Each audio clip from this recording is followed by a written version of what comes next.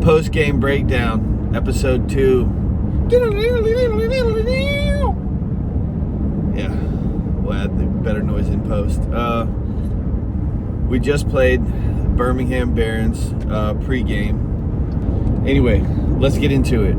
First off, never been to Birmingham before, and it was a pretty nice city. It was a nice blend of walkable, but also pretty easy to navigate the grid getting to the stadium, because that's always a bit of a concern is when you're driving to a new city is, you know, when you get in like super big traffic, you're kind of worried like how are we gonna do, am I gonna be able to find that? You got a little bit of that kind of anxiety. Always worried that every street is gonna be a one-way street that's not labeled. Yeah, every way's a one-way street, and we went the wrong way. We get into the stadium. It's a pretty historic stadium. You realize how many stars were there? Yeah, there was a lot of them.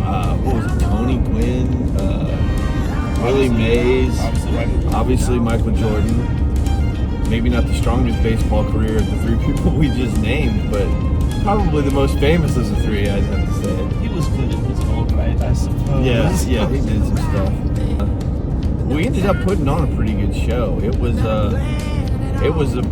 had a pretty tight set, which we were a little worried about because we did introduce a new setup to what we're doing. We switched to digital rigs, and instead of amps, so we're not micing stuff anymore. Everything's going direct to the board, so we weren't really sure how we were going to mix with that. What do you think about that? I think overall it was decent for our first time. I think there's a little bit of tweaking we can do on our setup, and we're going to rehearse and work out the mix, and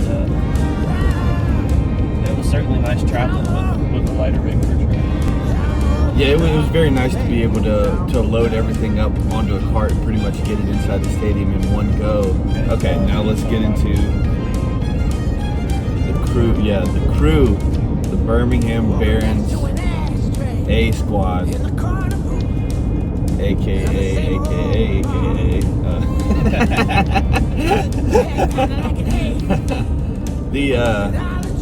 The support.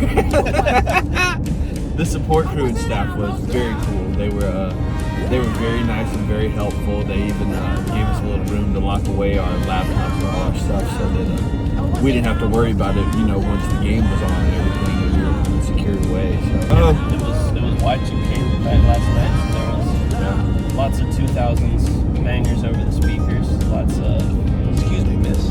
Chris Brown, a little bit of Britney. It seemed like people were having a good time. It was on while we were playing our set, which was interesting, but I was definitely with it. I don't know if you've ever tried to play a song while listening to a different song, but it can get a bit hairy trying to keep your timing with a different BPM thumping in the back of your mind. And here's a pro tip for you. If you're playing a baseball game and you have maybe a weaker section or a section you're just not as stoked about, go ahead and play that first, because your first 20 minutes, you are not really going to get many people straggling in early. I think it was maybe 20 minutes into our set before we really started seeing people filter in, but as they filtered in, they seemed like they had a good time. We did have some people kind of crowd up and hang out with us for a while before they finally found their seats. So overall, I think we had a pretty good time, and we had a pretty good performance. Yeah, it was a great night. We'll be back 2 more times? Yeah, we'll be back in July and in August. See you on the road. We'll see you next time. A lot more post-game breakdowns to come. Later.